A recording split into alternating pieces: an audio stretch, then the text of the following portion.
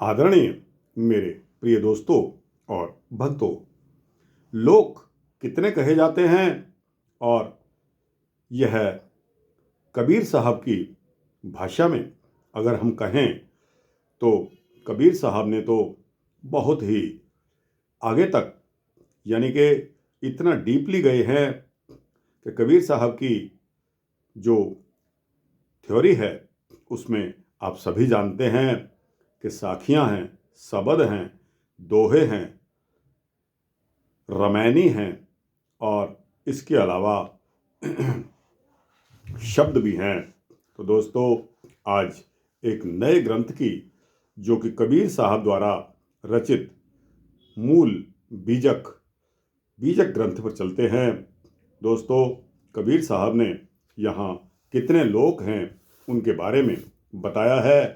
बहुत ही सुंदर वर्णन है कि 14 लोक कहे जाते हैं और जिसमें से 7 लोक धरती के ऊपर हैं और 7 लोक धरती के नीचे कहे जाते हैं। इस तरह 14 लोक गिनवाए गए हैं। इसी तरह कबीर साहब ने 14 विद्याओं का भी इस वृतांत में जिक्र किया है। दोस्तों, सर्वप्रथम मैं आपको पृथ्वी के ऊपर जो लोक हैं उनके बारे में बताता हूँ कि भूलोक, भूलोक, स्वर्गलोक, जनलोक, तपलोक, महरलोक और सत्यलोक, ये 7 लोक मैंने आपको गिनवाए। इसी प्रकार धरती के नीचे आने वाले लोकों के नाम हैं तल, अतल, वितल, सुतल, महातल, रसातल और पाताल। ये 7 लोक जो हैं ये धरती के नीचे हैं।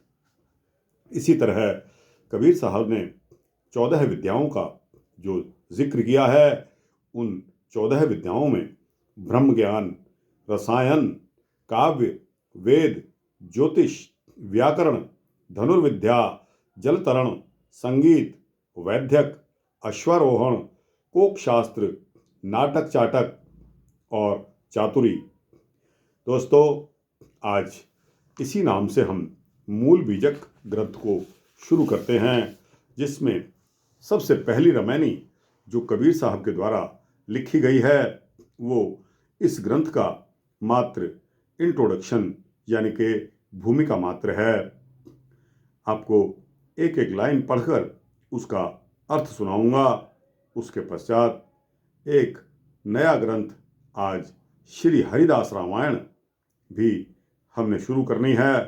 दोस्तों, पिछले वृत्तांत जो हमारे चल रहे हैं वो वैसे ही निरंतर चलते रहेंगे और थोड़ा थोड़ा इन दोनों ग्रंथों में से हम आपको आपके समक्ष यह वृत्तांत रखेंगे। तो दोस्तों, रमैनी खंड के प्रारंभ में जो प्रथम प्रकरण है रमैनी का, उसके बारे में आपको सुनाता हूँ। शुरू करते हैं। दोस्तों, बिना समय गंवाए उम्मीद करता हूँ कि आपको यह वृत्तांत पसंद आएगा। अंतर ज्योति शब्द एक नारी, हरि ब्रह्माता के त्रिपुरारी। अंतर ज्योत शब्द एक नारी, हरि ब्रह्माता के त्रिपुरारी। दोस्तों, इसमें आने वाले जो शब्दार्थ हैं वो भी मैं आपको बता देता हूँ कि अंतर माह, ज्योति यानी कि ज्योत निरंजन, एक नारी वही आद्या माता जी हैं। तेऊ वे भी बाखरी ब्रह्मांड और विधाता ब्रह्मा जी। ठहर का मतलब ठौर, महंतों का मतलब मालिक और स्वांग का मतलब वेश और निनारा का मतलब न्यारा, भौ मैंने हुआ। तो दोस्तों, इसमें पहली जो रमैनी है, अंतर ज्योति शब्द एक नारी, हरि ब्रह्मा ताके त्रिपुरारी। सत्य पुरुष परमात्मा अपने अंतःकरण के शब्द से एक शब्द सुत ज्योति निरंजन को उन्होंने प्रकट किया। पुनः माया सृष्टि हेतु एक नारी रूपा आदिशक्ति आद्या को प्रकट किया। निरंजन और आदिशक्ति आद्या के संयोग से त्रिदेव यानी कि निरंजन और आदिशक्ति का जब संयोग हुआ तब तीनों देव ब्रह्मा विष्णु और त्रिपुरारी शंकर जी उत्पन्न हुए। निरंजन निरंकार रूप में गुप्त हो गए। दोस्तों, यह ठीक उसी तरह से है कि जिस तरह पावर को डेलीगेट कर दिया जाता है।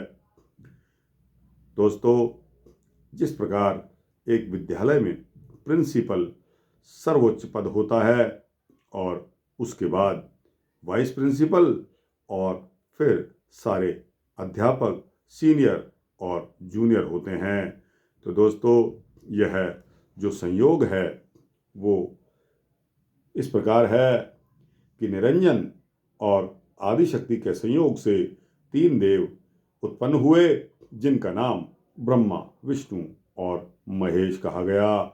निरंजन निराकार रूप में गुप्त हो गए। आगे चलते हैं।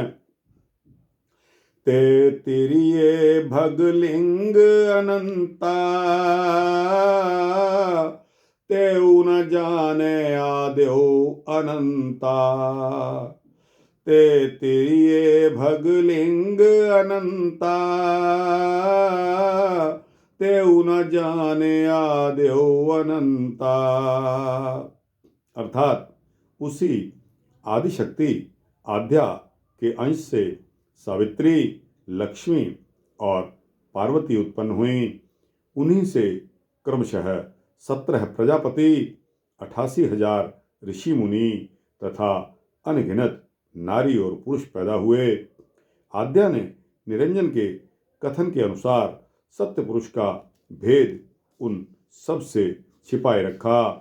वेद मत से कल्पित ब्रह्म ओंकार को ईश्वर माना जाता गया। उनके आदि अंत की जानकारी किसी को भी नहीं है। तो आगे चलते हैं तीसरी रमैनी में। बाखरी एक विधाते की नहा 14 ठहर पाट सोलीना। बाखरी एक विधाते लीना किन्हा। बाखर एक विधाते किन्हा 14 ठहर पाट सोलीन्हा। यह तीसरी रमैनी है। इसका अर्थ है कि ब्रह्मा जी ने सृष्टि विस्तार के लिए एक ब्रह्मांड की रचना करके उसे 14 खंडों में बांट दिया, विभक्त कर दिया और वे 14 लोक कहलाए। वैखरी वाणी से वेदों की रचना की गई। उस वाणी को सभी लोकों तक पहुंचाया गया। संसार के सभी लोग उसी के पठन पाठन में लग गए। यानी कि यहाँ वैखरी वाणी का जिक्र आया है। दोस्तों, अगली रमैनी पर चलते हैं। हरिहर ब्रह्मा महंतो नाऊ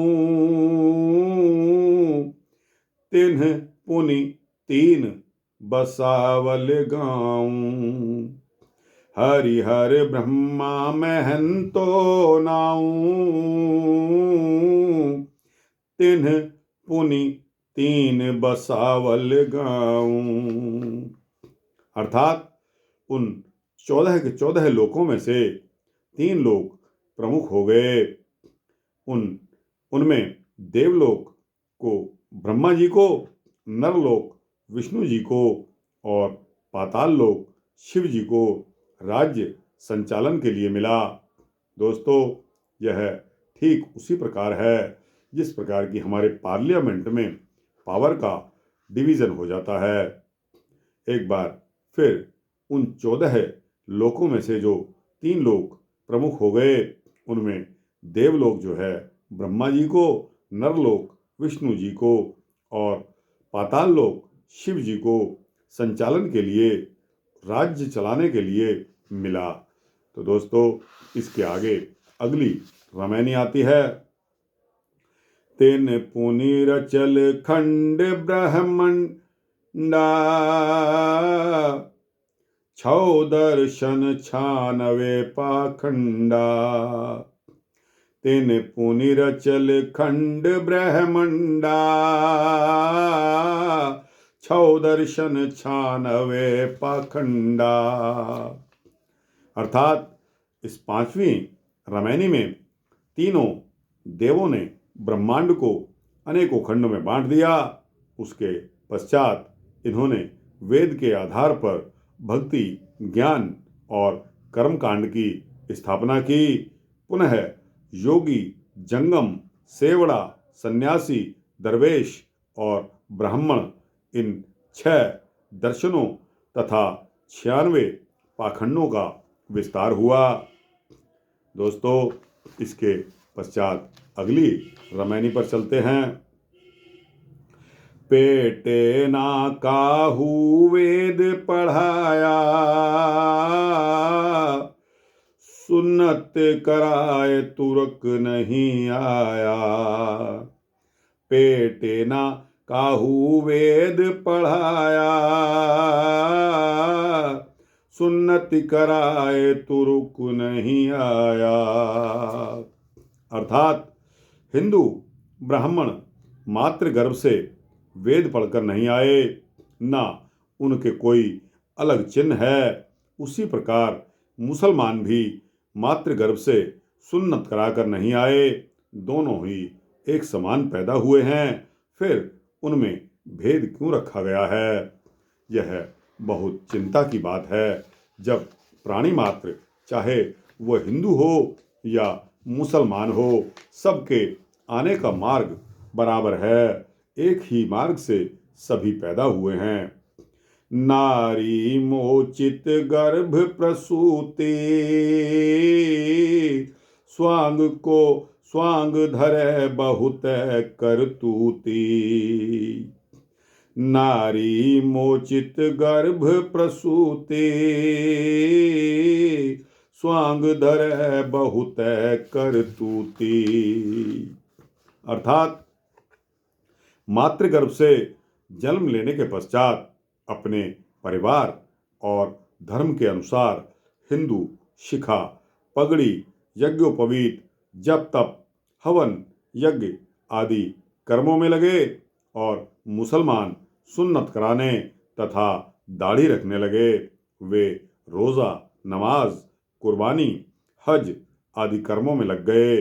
दोनों की पोशाकें और वेशभूषा भी अलग हो गई। दोनों धार्मिक कर्मकांडों तथा मजहब में उलझ गए। दोस्तों, प्राणी जब आता है तो एक ही मार्ग से सब आते हैं, लेकिन यहाँ उनके कर्म जब अलग अलग हो जाते हैं, वहाँ चिंता की बात शुरू हो जाती है। अगली रामायणी पर चलते हैं। तहिया हम तुम एक लोहू, एक प्राण बियापै मोहू। तहिया हम तुम एक लोहू, एक प्राण बियापै मोहू।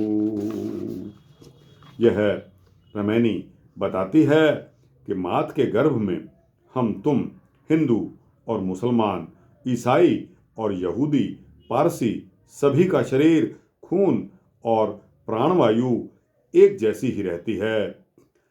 जन्म के पश्चात अपने परिवार के अनुसार मोह व्याप्त हो जाता है। सब लोग जाति और संप्रदायों में बढ़ जाते हैं। दोस्तों, बात फिर वहीं आ जाती है कि सबके आने का मार्ग प्रभु ने, ईश्वर ने, अल्लाह ने, वाहिगुरु ने एक ही रखा हुआ है।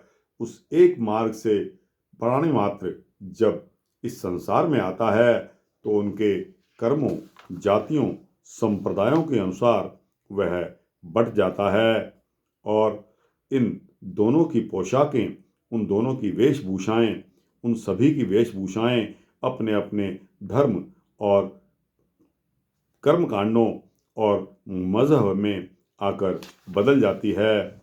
इसके पश्चात तहिया हम तुम एक लोहू एक प्राण बियापै मोहू, तहिया हम तुम एक लोहू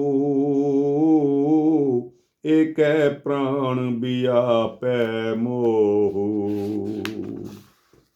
अर्थात माता के गर्भ में हम तुम हिंदू मुसलमान ईसाई यहूदी पारसी सभी का शरीर खून और प्राणवायु सभी एक से रहते हैं। जन्म के पश्चात हम अपने परिवार के अनुसार मोह जब व्याप्त हो जाता है तब लोग जाति और संप्रदायों में बढ़ जाते हैं। दोस्तों, हमें जाति और संप्रदायों को अगर एक क्षण के लिए भूल जाएं तो हम सभी मानवों का एक ही आने का रास्ता है और जाने का भी एक ही है। आगे की रामायणी में चलते हैं। एक जनी जना संसारा, कौन ज्ञान से भयहु निनारा। एक जनी जना संसारा, कौन ज्ञान से भयहु के निनारा। अर्थात एक ही आदि माता आद्या से क्रमशः सृष्टि के सभी मानव तनधारी जीव पैदा हुए हैं। उनकी एक जाति हुई, एक ही धर्म हुआ। फिर वे किस ज्ञान के आधार पर विभिन्न जातियों संप्रदायों में बटे हुए हैं, फिर अपने को जन्मजात श्रेष्ठ और पवित्र और किसी को नीच तथा अपवित्र मानने लगते हैं। दोस्तों, कौन श्रेष्ठ है, कौन नीच है, सभी जातियां यहीं आकर बनी हैं। जिस प्रकार कबीर साहब ने अपने समय में पंडितों को समझाया था और बहुत ही क्रूड वे में जब कोई पंडित लोग नहीं मानते थे, कबीर साहब की बुराई करते थे, तब कबीर साहब ने उनसे पूछ लिया कि क्या आपके आने का मार्ग यानी कि इस संसार में जब आप पैदा हुए तो क्या वो अलग था और जिस मार्ग से मैं आया हूँ वो क्या अलग था। तो दोस्तों, इन सभी का कोई जवाब नहीं है। इन सभी का एक ही जवाब है कि मानव मात्र के आने का रास्ता एक ही है और जाने का रास्ता भी एक ही है। ये सभी हमारे द्वारा मनगढ़ंत बनाए हुए कोई धर्म, कोई पंथ, कोई मजहब, मैं इस धर्म का हूँ, मैं उस पंथ का हूँ, मेरा मजहब ये है, इत्यादि इत्यादि बातें हम अपने सिर्फ घमंड को दर्शाते हैं और कुछ भी नहीं है। भव बालक भग द्वारे आया, भग भोगे ते पुरुष कहाया। भो बालक भग द्वारे आया, भग भोगे ते पुरुष कहाया। अर्थात नारी रूपा माता के जनेंद्रिय द्वार से होकर जन्म लेने पर नारी के बालक कहलाते हैं। फिर सियाना हो जाते हैं तो सियाने होने पर नारी से भोग विलास करके नारी के पुरुष कहलाए जाते हैं। इसी प्रकार सृष्टि का विस्तार होता रहता है। सृष्टि का विस्तार दोस्तों, जब हम पैदा हुए थे तो हम माता पर आश्रित थे। उसके पश्चात जब बड़े हो गए, हमारी शादी हो गई तो हम अपनी पत्नी पर आश्रित हो गए। किसके लिए आश्रित हो गए कि वही हमें बनाकर खिलाती है, वही हमारी सेवा करती है और कभी कभी हम भी उसकी सेवा करते हैं। हम उसकी सेवा करते हैं, हम उसके कम्प्लीमेंट्री हुए और वो भी हमारी पूरक हुई। तो दोस्तों, आगे चलते हैं। भी बालक भग द्वारे आया, भग भोग भग भोगे ते पुरुष कहाया। अविगत की गति काहू न जानी, एक जीव कित कहूँ बखानी। अविगत की गति काहू न जानी, एक जीव कित कहूँ बखानी। यानी कि सांसारिक माया मोह विषय वासना तथा ब्रह्म वासना में भ्रमित जन यानी कि व्यक्ति भवसागर के आवागमन का चक्कर लगाते हैं। अविगत सत्य पुरुष की जानकारी किसी को नहीं हो सकी है। किसी में वह सामर्थ्य नहीं है जो मुक्तिदाता यानी कि उस सत्पुरुष की गति, स्थिति तथा भक्ति का ज्ञान करा सकता हो। एक जीव से उनका वर्णन हम किस प्रकार कर सकते हैं? दोस्तों, हमारे पास वो शब्द ही नहीं है, हमारे पास वो ज्ञान नहीं है जिसके द्वारा हम उस सत्पुरुष का व्याख्यान, वर्णन और उसके बारे में आपको संपूर्ण रूप से बता दें। आगे चलते हैं। जो मुख होए जीभ 10 लाखा, तो कोई आए महंतो भाखा। जो मुख होए जीभ 10 लाखा, तो कोई आए महंतो भाखा। अर्थात 10 दिशाओं में किसी जीव मात्र को अपने मुंह से शब्दों के द्वारा उस अविगत सत्य पुरुष परमात्मा की स्थिति और महत्ता को बताने की क्षमता होती तो आकर बता देता, परंतु कोई भी ऐसा नहीं कर सका है। अविगत परमात्मा अविगत ही रह गए, उनकी गति स्वयं वे ही जानते हैं। दोस्तों, मानव मात्र और परमपिता परमात्मा में बहुत बड़ा फर्क है। परमपिता परमात्मा पूरी संपूर्ण सृष्टि को चलाते हैं और हम मानव मात्र सिर्फ अपने घर को भी नहीं चला पाते। बड़ी मुश्किल से रोजाना झगड़े होते हैं। हम अपने घर पर इस प्रकार की वस्तुओं का अरेंजमेंट नहीं कर सकते जितनी की हमारी डिमांड होती है। मांग के अनुसार सुविधाएं हम उपलब्ध नहीं करा सकते। यहीं कलेश शुरू हो जाता है और मैं आपसे पूछता हूं कि ऐसा कौन सा घर है कि जिसमें कलेश, चिंताएं, लड़ाई झगड़ा नहीं है? जो घर नहीं देखा वो घर अच्छा है। बाकी अगर अंतःकरण में देखो तो सभी के अंतःकरण में इतनी चिंताएं हैं कि चिंता के कारण रोजाना मौतें होती जा रही हैं और उन चिंताओं का निराकरण नहीं हो रहा।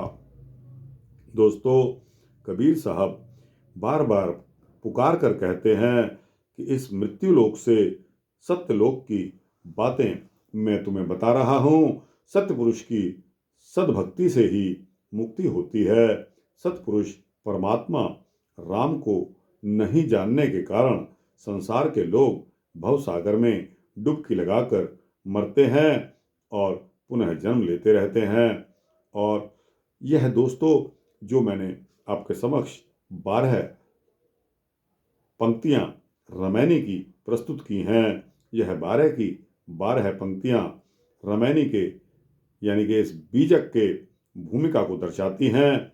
और इससे पहले मैंने शुरुआत में ही आपको 14 लोग कौन कौन से हैं यानी कि 7 लोग तो धरती के ऊपर हैं जो भूलोक, भोरलोक, सवरलोक, जनलोक, तपलोक, महलोक और सत्यलोक हैं। इसी प्रकार धरती के नीचे जो 7 लोक हैं वो हैं तल, अतल, वितल, सुतल, महातल, रसातल और पाताल। इसी प्रकार मैंने आपको 14 विद्याओं का भी बताया कि इसमें ब्रह्म ज्ञान, रसायन, काव्य, वेद, ज्योतिष, व्याकरण, धनुर्विद्या, जलतरण, संगीत, वैद्यक, अश्वारोहण, कोकशास्त्र, नाटक, चाटक और चातुरी, ये 14 विद्याएं जो दी हैं। तो दोस्तों, यहाँ जो भूमिका पहली रमैनी में दी गई थी, आपको व्याख्या सहित मैंने सुनाई। दोस्तों, यह बीजक नया ग्रंथ कबीर साहब द्वारा रचित आपको कैसा लगा? अच्छा लगा हो तो इसको लाइक और शेयर जरूर करिए। और दोस्तों, कमेंट्स सेक्शन में जाकर अपने कमेंट्स अवश्य दीजिए कि आपको यह व्याख्या, यह अर्थ और रमैनी जो कबीर साहब द्वारा रचित है किस तरह की लगी। और दोस्तों, इस चैनल को सब्सक्राइब कर देंगे तो आपको इसी तरह के सूक्ष्म भक्ति वृत्तांत देता रहूँगा, ऐसा मेरा आश्वासन है। जय श्री कबीर साहब, जय श्री विष्णु हरि जी।